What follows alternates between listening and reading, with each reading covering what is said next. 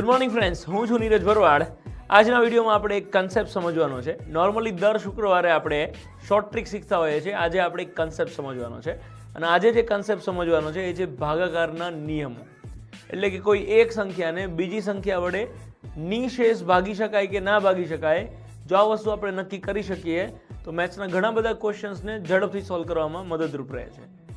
તો મિત્રો, ભાગાકારના નિયમો એટલે આપણે જેને નોર્મલી સ્કૂલના ટાઈમ વખતે ચાવીઓ કહેતા. એટલે કે 2ની ચાવી, 3ની ચાવી, 4ની ચાવી. સો એ બધી ચાવીઓ આજે આપણે સમજવાની છે. તો મિત્રો ચલો શરૂ કરીએ. સૌથી પહેલા સમજીએ 1નો ભાગાકારનો નિયમ. કોઈ પણ સંખ્યાને 1 વડે નિશેષ ભગાય કે ના ભગાય, આ કઈ રીતે નક્કી કરી શકાય? તો કે ગણિતની કોઈ પણ સંખ્યાને 1 વડે નિશેષ ભાગી જ શકાય. અને મજાની વસ્તુ એ છે મિત્રો કે તમે કોઈ પણ સંખ્યાને 1 વડે ભાગો તો શેષ તો 0 વધે જ, પણ જવાબ જે તે અંક પોતે જ આવે. એટલે કે 234 ભાગ્યા 1 કરો તો જવાબ 234 જ આવે. 894 ભાગ્યા 1 કરો તો જવાબ 894 જ આવે. 8,97,95,734 ને 1 થી ભાગો તો જવાબ એનો એ જ આવે જે હું હમણાં બોલ્યો. બરાબર? તો કોઈ પણ સંખ્યાને 1 વડે ભાગતા શેષ 0 વધે એટલે એને નિશેષ ભાગી શકાય એવું કહેવાય અને જવાબ એનો એ અંક પોતે જ આવે છે. એટલે 1ને ભાગાકારનો તટસ્થ અંક કહેવાય છે મિત્રો. અને સેમ આ રીતે કોઈ પણ સંખ્યાને 1 થી ગુણાકાર કરીએ તો પણ જવાબ એનો એ અંક જ આવે. એટલે 1ને ગુણાકારનો પણ તટસ્થ અંક કહેવાય છે. ઇન શોર્ટ આપણે એવું કહી શકીએ કે 1 એ ગુણાકાર અને ભાગાકારનો તટસ્થ અંક છે. આ જ રીતે 0 એ સરવાળો અને બાદબાકીનો તટસ્થ અંક છે. નેક્સ્ટ છે 2નો નિયમ. કોઈ પણ બેકી સંખ્યાને 2 વડે નિશેષ ભાગી શકાય. એટલે કે એનો એકમનો અંક 0, 2, 4, 6 કે 8 હોય તો એને આપણે 2 વડે નિશેષ ભાગી શકીએ. એક ઉદાહરણ સાથે સમજીએ એટલે વધારે ખ્યાલ આવશે કે 234 તો આ બેકી સંખ્યા છે, આને 2 વડે નિશેષ ભાગી શકાય. અને 137 તો આ એકી સંખ્યા છે, આને 2 વડે નિશેષ ના ભાગી શકાય. નેક્સ્ટ છે 3નો નિયમ. કોઈ પણ સંખ્યાના બધા જ અંકોના સરવાળાને 3 વડે નિશેષ ભાગી શકાય તો તે સંપૂર્ણ સંખ્યાને 3 વડે નિશેષ ભાગી શકાય. હું શું કહેવા માંગુ છું એક ઉદાહરણ સાથે સમજીએ કે 3615 આના બધા જ અંકોનો સરવાળો કરો. 3 ને 6 9 ને 1 10 ને 5 15 આનો ટોટલ થયો 15. એને 3 વડે નિશેષ ભાગી શકાય છે? તો કે હા. તો આખી સંખ્યાને 3 વડે નિશેષ ભાગી શકાય. એક બીજું ઉદાહરણ સમજો. 7316 તો 7 ને 3 10 ને 11 ને 6 17 આનો ટોટલ થાય છે 17. 17 ને 3 થી નિશેષ ના ભગાય તો આખી સંખ્યાને 3 વડે નિશેષ ના ભાગી શકાય. તો નેક્સ્ટ નિયમ સમજીએ 4નો નિયમ. કોઈ પણ સંખ્યાના છેલ્લા 2 આંકડાને 4 વડે નિશેષ ભાગી શકાય તો તે સંપૂર્ણ સંખ્યાને 4 વડે નિશેષ ભાગી શકાય. એક ઉદાહરણ સાથે સમજીએ. ધારો કે 12. 12ને આપણે 4 વડે નિશેષ ભાગી શકીએ, રાઈટ? હા. હવે આના આગળ તમને જે ઠીક લાગે એ સંખ્યા લખો અને જેટલા ઠીક લાગે એટલા અંકો લખો. તમે આ સંખ્યાને 4 વડે નિશેષ ભાગી જ શકો. આપણને ખાલી છેલ્લા 2 આંકડાથી મતલબ હોવો જોઈએ. છેલ્લા 2 આંકડાને જો 4 થી ભગાય તો આખી સંખ્યાને 4 વડે નિશેષ ભાગી શકાય. એક બીજું ઉદાહરણ સમજીએ. 8934 તો આના છેલ્લા 2 આંકડા છે 34. 34 ને 4 થી ના ભગાય કેમ કે 4 8 32 અને 4 9 36. 34 ને 4 થી ના ભગાય તો આખી સંખ્યાને 4 વડે નિશેષ ના ભાગી શકાય. નેક્સ્ટ નિયમ સમજીએ એ છે 5નો નિયમ. જે સંખ્યાનો એકમનો અંક એટલે કે છેલ્લો અંક 0 અથવા તો 5 હોય તો આ સંખ્યાને 5 વડે નિશેષ ભાગી શકાય, અધરવાઇઝ ના ભાગી શકાય. મને આમાં કંઈ ઉદાહરણ આપવાની બી જરૂરિયાત નહીં લાગતી, રાઈટ?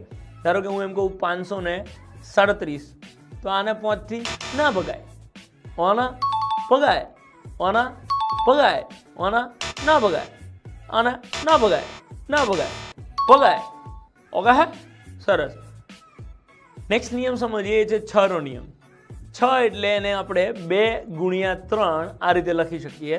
તો આનો અર્થ એ થયો કે જે સંખ્યાને 2 અને 3 આમ બંને અંકો વડે નિશેષ ભાગી શકાય એ સંપૂર્ણ સંખ્યાને 6 વડે નિશેષ ભાગી શકાય. એટલે કે 2નો નિયમે લાગવો જોઈએ અને 3નો નિયમે લાગવો જોઈએ. જે સંખ્યાને 2નો અને 3નો બે નિયમ લાગે એ આખી સંખ્યાને 6 વડે નિશેષ ભાગી શકાય. 3627 આને 6 વડે નિશેષ ભગાય કે ના ભગાય? સાહેબ 3 ને 6 9 ને 11 ને 18 3 6 18 તો આના 6 થી ભગાય.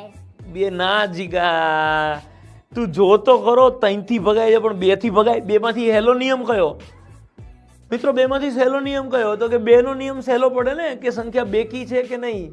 તો અહીંયા એકી સંખ્યા છે તો આપણે આને 2 થી જ નહીં ભાગી શકીએ, તો પછી 3 થી હું કામ ચેક કરવાનું? ઓકે છે જીગા? હા, તો આને આપણે 6 વડે નિશેષ નહીં ભાગી શકીએ.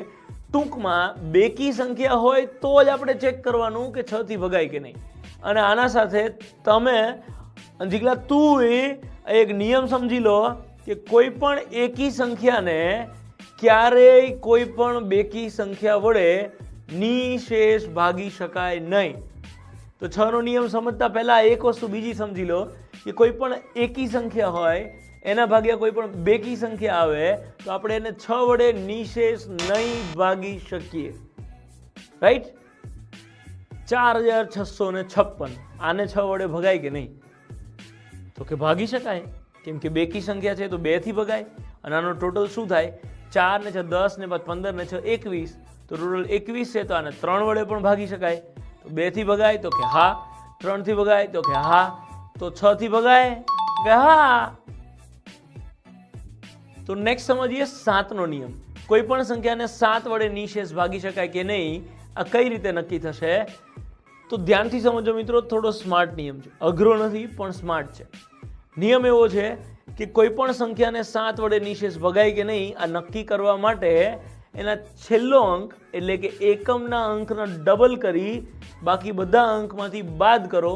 હવે જે જવાબ આવે છે એને જો 7 વડે નિશેષ ભાગી શકાય તો સંપૂર્ણ સંખ્યાને 7 વડે નિશેષ ભાગી શકાય. સાહેબ હું હતું મને કઈ ખબર ના પડ્યું. મને ખબર હતી, નહીં ખબર પડે, પણ હવે હું તને એક એક્ઝામ્પલ સાથે સમજાવું. તો મિત્રો ઉદાહરણ સાથે સમજીએ એટલે વધારે સારી રીતે ખ્યાલ આવશે કે 392 આને 7 વડે ભગાય કે નહીં? તો શું કરીશું? આનો એકમનો અંક છે 2, 2 ને ડબલ કરો એટલે કે 4. હવે આ 4 ને 39 માંથી બાદ કરો. 39 માંથી 4 જાય તો 35. 35 ને 7 વડે ભાગી શકાય? હા, 7 × 5 = 35. એટલે આ આખી સંખ્યાને 7 વડે નિશેષ ભાગી શકાશે. એક બીજું ઉદાહરણ સમજીએ. 1631 આમાં એકમનો અંક છે 1, એનું ડબલ કરો તો 2. 163 માંથી હવે 2 બાદ કરો તો જવાબ આવશે 161. તો હવે પાછું આ 161 સમજતા થોડી તકલીફ પડે તો આપણે વળી પાછું એને 7નો નિયમ બીજી વખત લગાવીશું કે 161 માં 1 ના ડબલ છે 2, એ 2 ને 16 માંથી બાદ કરો તો જવાબ આવે 14. હવે આ 14 ને 7 વડે ભાગી શકાય તો આ સંપૂર્ણ સંખ્યા 1631 ને 7 વડે નિશેષ ભાગી શકાય. જીગા ખબર પડી ને છોડી? બે સાહેબ ખબર પડી જ જાય ને બાપુ, તમે સમજાવો ખબર ના પડે તો પૈસા ના આપવાના.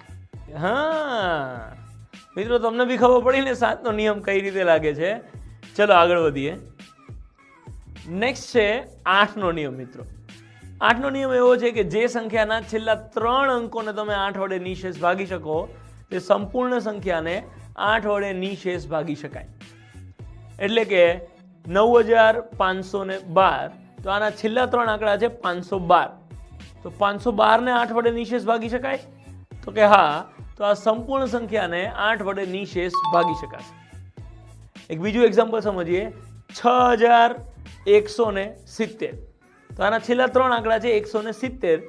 તો ભાગાકાર કરીએ તો 170 ને 8 વડે નિશેષ ના ભાગી શકાય, તો આખી સંખ્યાને 8 વડે નિશેષ નહીં ભાગી શકાય. તો આગળ વધીએ અને નેક્સ્ટ નિયમ સમજીએ. એ છે 9નો નિયમ. કોઈ પણ સંખ્યાના બધા અંકોના સરવાળાને જો 9 વડે નિશેષ ભાગી શકાય તો તે સંપૂર્ણ સંખ્યાને 9 વડે નિશેષ ભાગી શકાય. મિત્રો અહીં બધા અંકોનો સરવાળો એટલે આપણે ડિજિટ સમ કહી શકીએ. અને ડિજિટ સમ કોને કહેવાય આના રિગાર્ડિંગ આપણે એક વિડીયો ઓલરેડી 2-3 અઠવાડિયા પહેલાં અપલોડ કરી ચૂક્યા છે. જો તમે વિડીયો ના જોયો હોય તો તમે ઉપર આઈ બટન પર ક્લિક કરીને ડિજિટ સમનો વિડીયો જોઈ શકો છો. ટૂંકમાં અંક સરવાળાને જો 9 વડે નિશેષ ભાગી શકાય તો એ સંપૂર્ણ સંખ્યાને 9 વડે નિશેષ ભાગી શકાય. એક ઉદાહરણ સાથે સમજીએ એટલે વધારે સારી રીતે ખ્યાલ આવશે. 3627. તો આના બધા જ અંકોનો સરવાળો કરો. 3 ને 6 9 ને 2 11 ને 7 18. તો આનો સરવાળો છે 18. એને 9 વડે નિશેષ ભાગી શકાય? તો કે હા. તો આખી સંખ્યાને 9 વડે નિશેષ ભાગી શકાશે. 1723. તો આના બધા અંકોનો સરવાળો શું થશે? 1 ને 7 8 ને 2 10 ને 3 13. ટોટલ થયું 13. તો 13 ને 9 વડે નિશેષ ના ભાગી શકાય તો આ સંપૂર્ણ સંખ્યાને 9 વડે નિશેષ નહીં ભાગી શકાય. તો મિત્રો નેક્સ્ટ છે 10 નો નિયમ. સાહેબ હું સમજાવું આપણને આવડે. જે સંખ્યામાં છેલ્લે જીરી હોય ને એનો 10 થી ભગાય, બાકી ના ભગાય. વાહ લો, બાકી હોશિયાર હો જીગો, બાકી હોશિયાર. મિત્રો તમને બી ખબર પડી ગઈ હશે કે નિયમ એવો છે કે જો છેલ્લે 0 હોય તો એને 10 વડે નિશેષ ભગાય, બાકી ના ભગાય. સો નેક્સ્ટ નિયમ છે 11 નો નિયમ. જે સંખ્યાના એકી સ્થાનના અંકો અને બેકી સ્થાનના અંકોના સરવાળાના તફાવત 0 કે 11 ના ગુણાકારમાં આવે તેને 11 વડે નિશેષ ભાગી શકાય. તો મિત્રો ચલો ઉદાહરણ સાથે સમજીએ તો વધારે સારી રીતે ખ્યાલ આવશે કે 3,27,634. હવે અહીંયા આપણે શું કરવાનું, એનો ઓરિજિનલ નિયમ જે આપણે થિયોરીથી સમજ્યા એને સાઈડમાં મૂકો. આપણી રીતે સમજો તો 1 છોડીને 1 આંકડો, તો આ 1, પછી 3 છોડી અને 6, 7 છોડી અને 2, તો 2, 6 અને 4 એનું ટોટલ કરો. 2 + 6 + 4, તો આનું ટોટલ થાય છે 6 અને 2 8 ને 4 12. હવે એ સિવાય જે વધેલા આંકડાઓ છે એટલે કે 3, 7 અને 3 આનું ટોટલ કરો. તો 3 ને 7 10 ને 3 13, તો આનું ટોટલ થાય છે 13. હવે આ 13 અને આ 12 બંનેનો જે ડિફરન્સ છે એ તમે જુઓ, ડિફરન્સ આવે છે 1. નિયમ એવું કહે છે આ ડિફરન્સ 0 અથવા તો 11 ના ગુણાકારમાં એટલે કે 11, 22, 33 આ પ્રકારનો આવવો જોઈએ. એક બીજું એક્ઝામ્પલ સમજીએ મિત્રો કે 3,75,265 આને 11 વડે નિશેષ ભગાય કે નહીં. તો ટૂંકમાં સમજો તો 1 છોડીને 1 આંકડાઓની એક અલગ ટીમ બનાવો. 7 ને 2 9 ને 5 14. વધેલા આંકડાઓની એક અલગ ટીમ બનાવો, એ પણ 1 છોડીને 1 આંકડાઓ છે એટલે 3 ને 5 8 ને 6 14. તો આનો ટોટલ પણ 14 થાય છે. તો આ 14 અને 14 બંનેનો ડિફરન્સ છે 0. તો આ સંખ્યાને આપણે 11 વડે નિશેષ ભાગી શકીએ. તો મિત્રો આ તો ખાલી તમને સમજાય એના માટે મેં 6 આંકડાઓની સંખ્યા લીધી. બાકી આપણી એક્ઝામમાં તો 3 કે વધારેમાં વધારે 4 આંકડાઓની સંખ્યાઓના આંકડાઓ આવતા હોય કે જેને 11 થી ભગાય કે નહીં એ ચેક કરવાનું હોય. એટલે કે આપણી એક્ઝામમાં આવે 253, આને 11 થી ભગાય તો કે 2 ને 3 5, 5 માં 5 જાય તો 0, તો આને 11 વડે ભાગી શકાય. 1375, 1 ને 7 8, 3 ને 5 8, 8 માં 8 જાય જીરી, તો આના આપણે 11 થી નિશેષ ભાગી શકીએ. તો મિત્રો આ બધા જ ભાગાકારના નિયમોની PDF તમે નીચે ડિસ્ક્રિપ્શનમાંથી ડાઉનલોડ કરી શકો છો. અને હા મિત્રો, મારા દ્વારા તૈયાર કરાયેલું ગણિતનું પુસ્તક તમે નીચે ડિસ્ક્રિપ્શનમાં જણાવેલ મોબાઈલ નંબર પર વોટ્સએપ કે મેસેજ કરીને તમારા ઘરે બેઠા મેળવી શકો છો. જો તમને મારો આ વિડીયો પસંદ આવ્યો હોય તો વિડીયોને લાઇક કરો, તમારા મિત્રો સાથે શેર કરો, અને જો હજી સુધી મારી YouTube ચેનલ સબસ્ક્રાઈબ કરવાની બાકી હોય તો મારી YouTube ચેનલ સબસ્ક્રાઈબ કરો અને દર શુક્રવારે એક નવો વિડીયો જુઓ. તો મિત્રો મળીએ આપણે લોકો આવતા શુક્રવારે એક નવા વિડીયો સાથે. ત્યાં સુધી ગુડ બાય.